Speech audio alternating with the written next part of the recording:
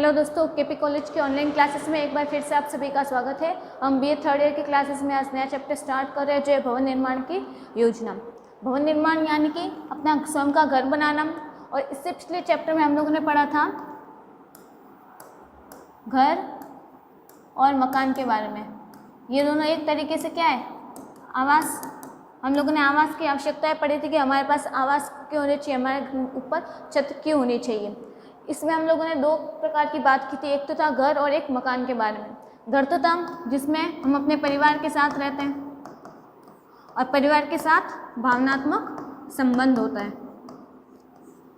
भावनात्मक संबंध होता है। और एक था मकान जिसमें रहते लोग ही है लेकिन उन लोगों के मध्य किसी भी प्रकार का कोई भी भावनात्मक संबंध नहीं होता है। परिवार में भी होते तो लोग ही है, तो इंसान दोनों तरफ है, लेकिन जब उन इंसानों के मध्य कोई भावनात्मक रिश्ता जुड़ जाता है तो फिर वो मकान कहलाता है घर। और जब लोग बिना किसी रिश्ते के उस मकान के नीचे रह रहे हैं, मकान के अंदर रह रहे हैं, तो वो कहलाता है मकान। और इसमें हॉस्टल, हॉस्पिटल,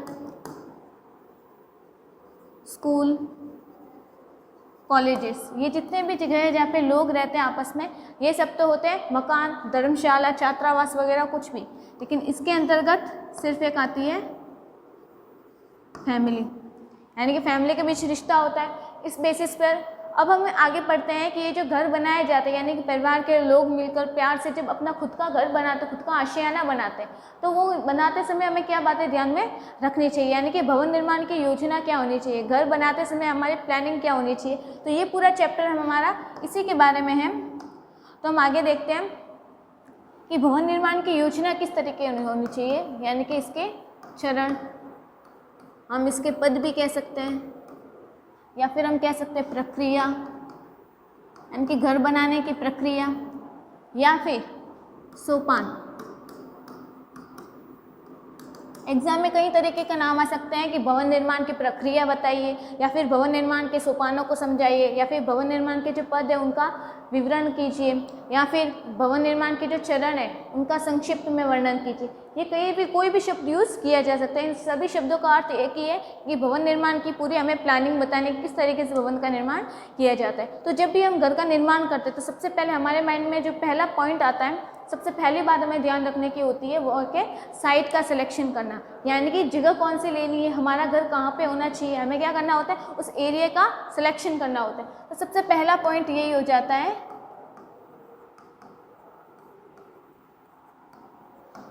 स्थान का चयन, यानी कि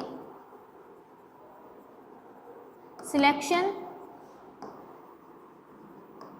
ऑफ साइट, यानी कि हमारा घर किस एरिया में होना चाहिए, वो जगह कैसी होनी चाहिए। जब उस जगह का हम सिलेक्शन करते हैं, उस जगह का चयन करते हैं, तो वो हमारा सबसे पहला स्टेप होता है घर बनाने में।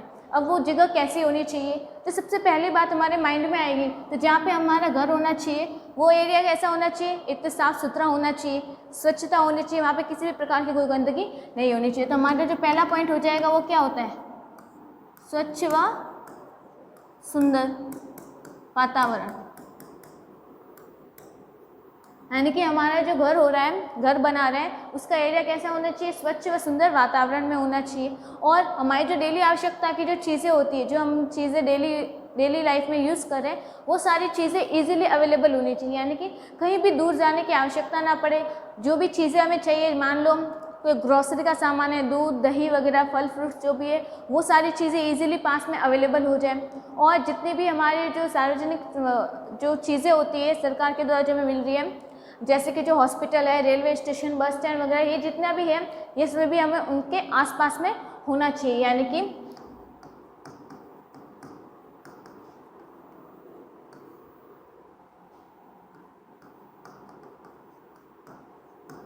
सार्वजनिक वस्तुओं के नज़दीक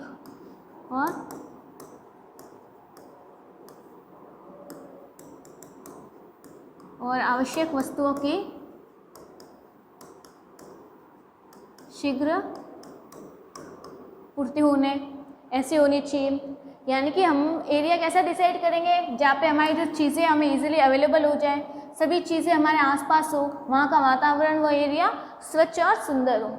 फिर इसके बाद हम स्थान देखने का बाद देखते हैं, हमने एरिया डिसाइड कर लिया, मान लो हमने कोई कॉलोनी देख ली, उसका एरिया आसपास का ठीक है, उस एरिया से जो सारा सामान है हमें इजीली अवेलेबल हो जाता है। फिर उसके बाद हम लोग क्या देखेंगे, पूरा जंगल पड़ा हुआ है, यानी कि ये पूरा एरिया हमने देख लिया, उस पूरे एरिया में बहुत अच्छी लोकेशन है, सब कुछ अच्छा है। फिर उसके बाद देखेंगे इस एरिया में मैं कौन सी जगह लूँ, यानी कि इस एरिया में मैं कौन सी, वो कहते हैं ना, ज़मीन खरीदूँ।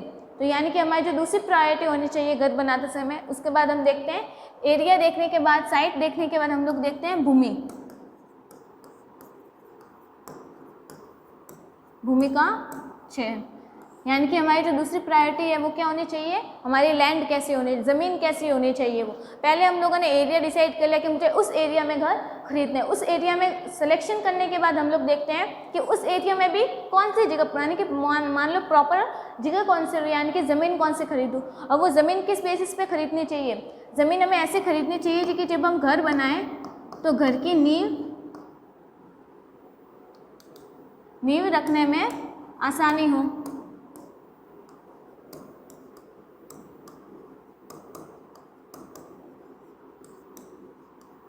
यानी कि घर की नींव आसानी से रखी जा सके।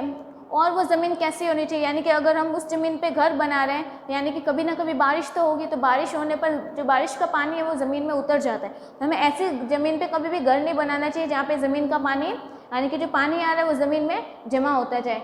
यानी कि ऐसी मिट्टी का चयन करना चाहिए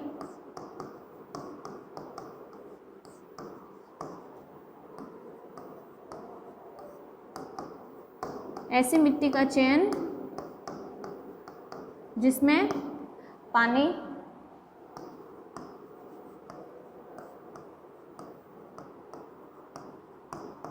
जमीन में जमा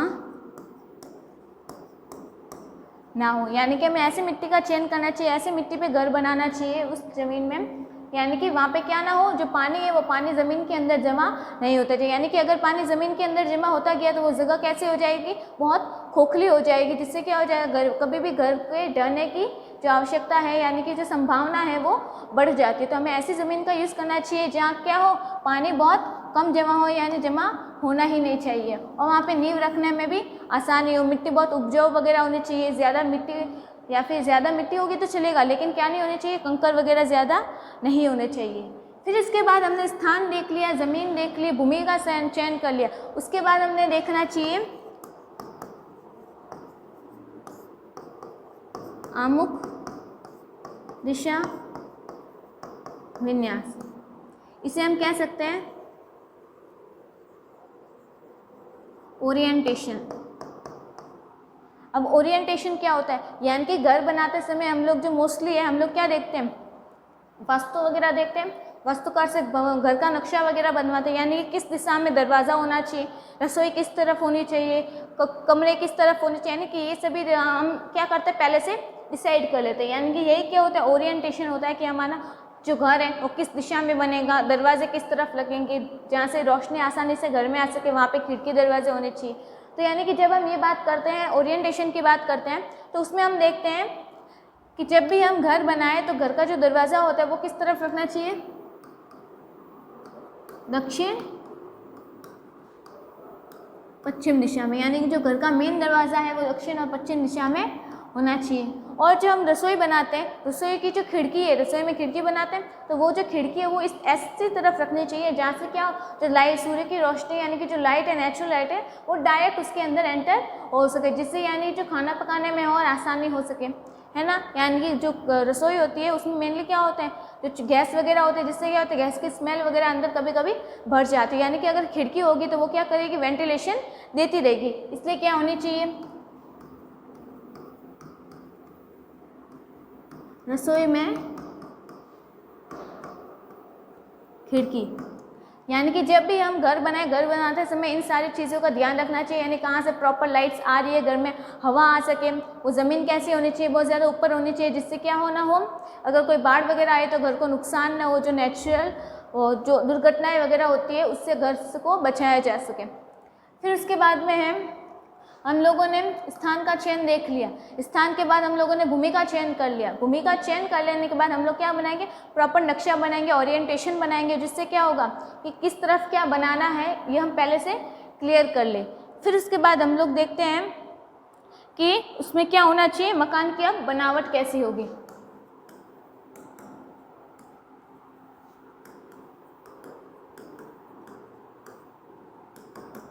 मकान की बनावट यानी कि मकान में क्या होता है, खिड़की दरवाजे, जो रोशनदान वगैरह होते हैं, घर के कमरे, रसोई, किचन, यानी कि ये सारी चीज़ें होती है, छत, दीवार वगैरह किस तरीके से होनी चाहिए, उनमें किस तरीके से हमें जो नए फैशनेबल के अनुसार नई चीज़ें, प्रोडक्ट यूज़ करना है, इक्विपमेंट यूज़ करना है, इन सभी को आधार बना के हम क्या बनाना है, मकान का बनावट बनाना, यानी कि मकान का बेस स्टडी करना है कि किस तरीके से होगा, खिड़की दरवाजे किस तरीके से होने चाहिए, रोशनदान किस तरीके से लगाना है कि घर में प्रॉपर वेंटिलेशन हो सके।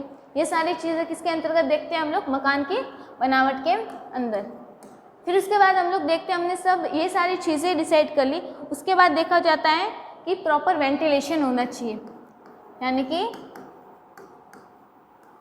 समुचित संतावन, प्रॉपर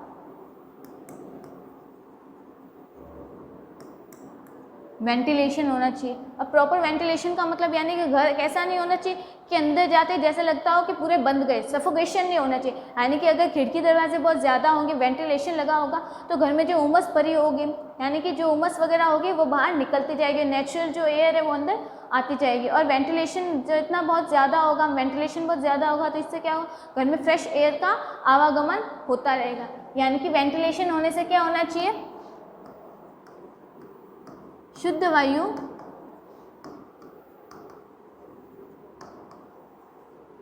वायु व हवा का आवागमन होना चाहिए, यानी कि घर में क्या होनी चाहिए, शुद्ध वायु और हवा आ जा सकनी होनी चाहिए। फिर धूप और सूर्य के प्रकाश की स्थिति का ध्यान,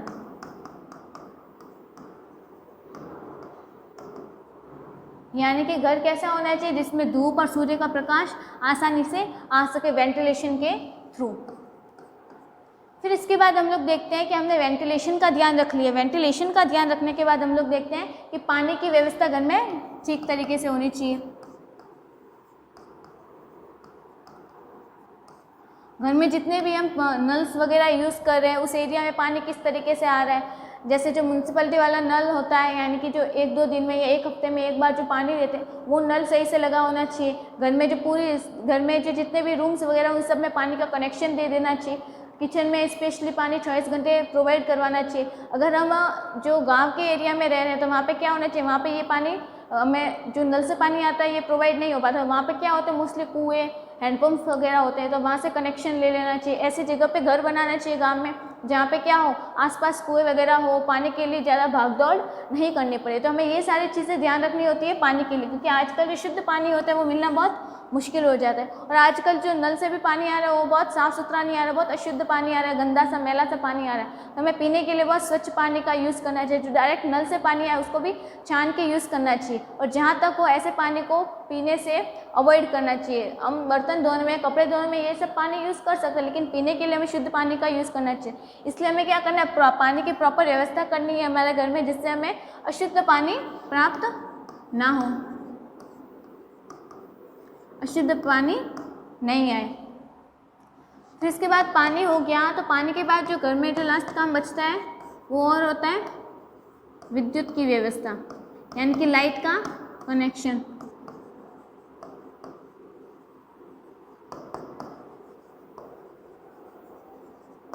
यानी कि घर में क्या करना है, लाइट का प्रॉपर कनेक्शन लेना है। देखिए आजकल जितने भी हम घर में इक्विपमेंट यूज़ कर रहे हैं वो क्या है, हमारी एनर्जी बचाते हैं, हमारा टाइम बचाते हैं। यानी कि इसलिए हमें क्या करते हैं, हम आजकल ज़्यादा से ज़्यादा कितने जो इलेक्ट्रिकल मशीनरीज वगैरह होती है वो यूज़ करते हैं। वो क्या करती है, हमारा समय बचा रही है,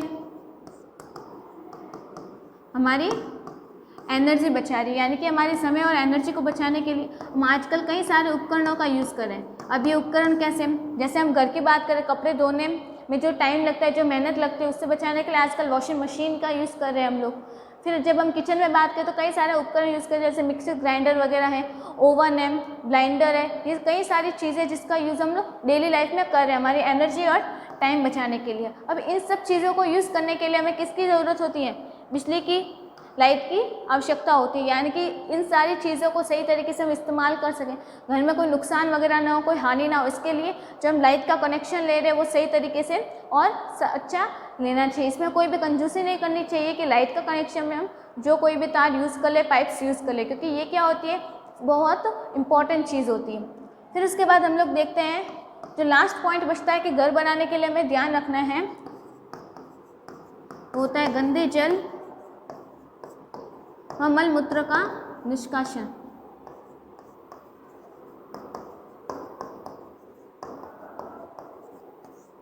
यानी कि घर से जो मल मूत्र वगैरह यानी कि टॉयलेट्स वगैरह हमें प्रॉपर बनवा लेने चाहिए।